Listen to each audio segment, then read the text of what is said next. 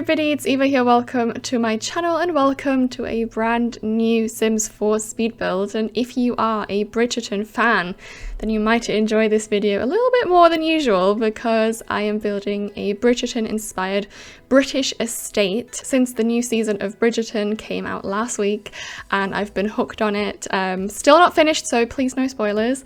I've been really inspired by all the beautiful estates and palaces and villas and everything that you see on the show because they are absolutely beautiful and so freaking impressive because they are huge and detailed and expensive. Like, the people who lived in those kind of manors and estates must have been really rich, like really rich. And because I've been so inspired by this architecture and building style that I see in Bridgerton, I decided to build, this kind of English manor, which is not at all furnished in like an old-fashioned way, like not very Bridgerton in that way, but I did put a traditional twist on my very usual modern style because I'm not very good with furnishing in that kind of period style. So yeah, I went for my usual modern style with a little bit of a traditional twist here and there. But yeah, I'm so excited to show you this because I rarely build houses like this, and especially this like huge estate type is very, very daunting.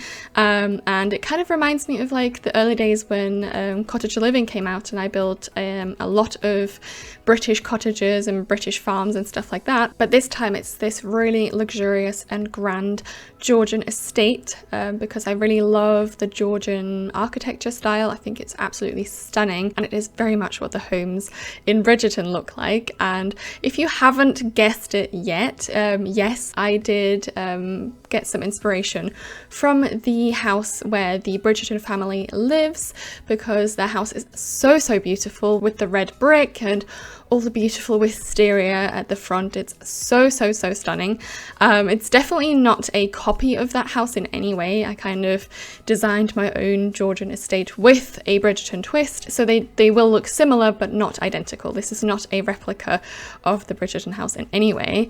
But for example, the wisteria, the colour scheme and all of that really inspired me for this build. And of course the original house in the show is set in London, but I did not want to create a city estate like that. I wanted to go for a more country estate. So this is in the middle of the country in Henford-on-Bagley, which is the perfect British countryside. And of course, to create a bit of depth with this build and make it a bit more interesting, I added a lot of details to this build because, you know, Georgian estates can be very boring because they're very square and just like a big block.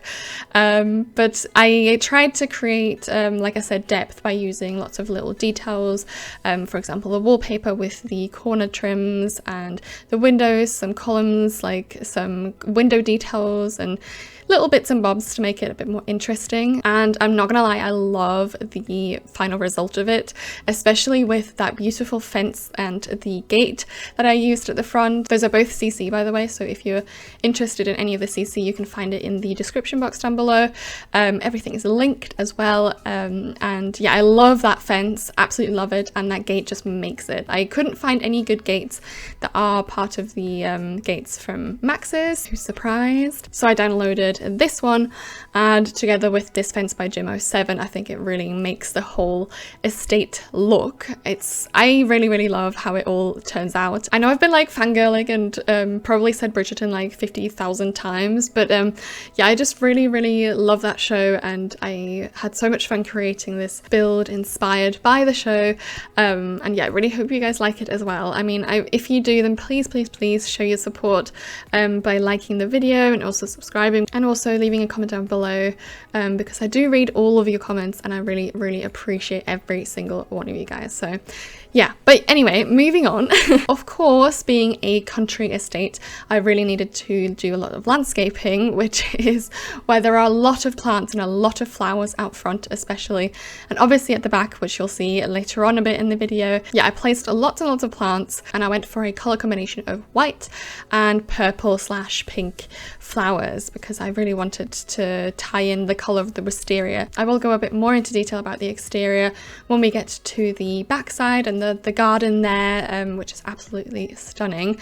But for now, let's talk a bit about the interior first. Like I said, I tried to create a modern style, which is just what I prefer the most, with some traditional touches here and there, but not like too obvious. I wanted it to be a very modern country estate. I'm personally not like a huge fan of those old traditional furnishings and interiors that are very common in British manors and estates. So I just really wanted to put my own spin on the interior as per usual. And of course I wanted to go with a very typical floor plan for these builds. So usually you have these side wings that are very cut off, so it's not a very open floor plan in any way, which I have definitely learned to appreciate in the recent times. And I added like lots of big Georgian windows and some huge double open doors at the back that lead onto the terrace, so you have a lot of sunlight and it just opens up the room, because the building itself isn't too big. Like, it looks bigger from the outside than it is from the inside, but I wanted it to feel more spacious by adding those huge windows. And the color scheme I went for is a warm brown / terracotta in a way. So the colors are all in like a beige / brown, light brown, with beautiful paneling, which is by Alexander. And then for the floor, I went for a more dark brown herringbone pattern, which is by Harry, just because I wanted the dark brown to pick up a bit of the traditional vibes. And obviously there's a lot of whites to open up the space as well, and lots of fireplaces, let me tell you. I think every room except the bathroom has a fireplace. Oh, and the kitchen. But yeah, there's a lot of fireplaces, which is obviously reflected by all the chimneys on the top of the building and on the side and everywhere. Fireplaces are just a huge deal in Britain, and I think a lot of these older estates still have functioning fireplaces. The ones in my flat here have been taken out, so there's no fireplaces in my flat, but you can see where they were supposed to be. And yeah, I really wanted to include some fireplaces that are functioning, but at the same time more modern, not like those traditional fireplaces. I put a very modern touch on it all, and like imagined that the family that lives here probably did a full-on renovation of the entire build at some point in their life. And I really tried to create a very fancy interior, like a very classy, elegant interior that doesn't look too cluttered but still homely. Like, I really wanted a homely atmosphere in this build, and yeah, I think the living room is so cozy. I could sit in there and read a book all day long, guaranteed. But yeah, just a general like cozy and homely vibe, despite being very elegant and probably quite an expensive interior. The living room and the kitchen do feel a little bit cramped in a way. I don't know why that is, because they are quite spacious, but yeah, especially the kitchen, I had to fit in the dining table as well. There is no like proper formal dining room in this build, because I wanted to create a mudroom in this build, so I took some space away from that, and also had a huge staircase moment in the corridor that I didn't want to take away from, because it is an estate that is supposed to be located in the British countryside. I obviously couldn't help but add a lot of little teas and teacups and teapots everywhere, because let me tell you, in Bridgerton and in the whole of England, they love tea. They really do love tea, so I wanted to include that little detail as a kind of nod to the show as well. But yeah, there is a little mudroom. Like I said, I did create a cute little mudroom because that's very common in country houses in the UK, just because you spend a lot of time outside with your wellies and get dirty, so you don't really want to trod through the entire house and get everything muddy and gross in the beautiful estate. So there is a little mudroom where you can drop off your shoes and also do your laundry in and everything. So I really wanted to include that in this build. And on the back side is a huge terrace, and obviously the kind of garden area of this build, and there's pretty much everything that you need. There's a cute little seating area, there is a dining table for barbecues, obviously a barbecue as well, some sun lounges, and my personal highlight is the kind of pond on the side, as well as the swing that I put on the other side. That pond is actually so adorable and so dreamy. I love that we have this pond feature. I don't use it often enough, but whenever I build in Henford-on-Bagley, I definitely create ponds, and with this tool it's just a dream, honestly. I wish the animals, of course, would be animated in build mode as well, because you now only see like big white squares on the pond. But when I filmed the tour, I did it in live mode, so you can see it all like properly in the tour at the end of the video. But yeah, like I said, there is this little pond. Unfortunately, the lot wasn't big enough for like a big massive garden. I would have loved to create a beautiful huge garden at the back, but yeah, lot's too small, and I think it's quite a big lot. I think it's a 50 by 40 or 50 by 50 even, I don't even recall. But yeah, it's quite a big one. But yeah, unfortunately only this cute little more natural garden, some walkways to the sides and everything, and yeah, like I said, a cute little swing moment as well there, which I mean is a dream for any child like living in the British countryside. What I did pay attention to in the garden especially was that I create the traditional style here, with like the fencing being very traditional and having those little flower pots on top of the fence railings and everything. I think those are very typical Bridgerton touches that I noticed while watching the show, and I think they really make it. I love adding details to exteriors especially, and obviously interiors as well, but making an exterior become more three-dimensional and more like realistic with those little things really makes me very happy. But yeah, I'm waffling on. Let's get back to the interior, because there is obviously the entire upper floor that I haven't spoken about.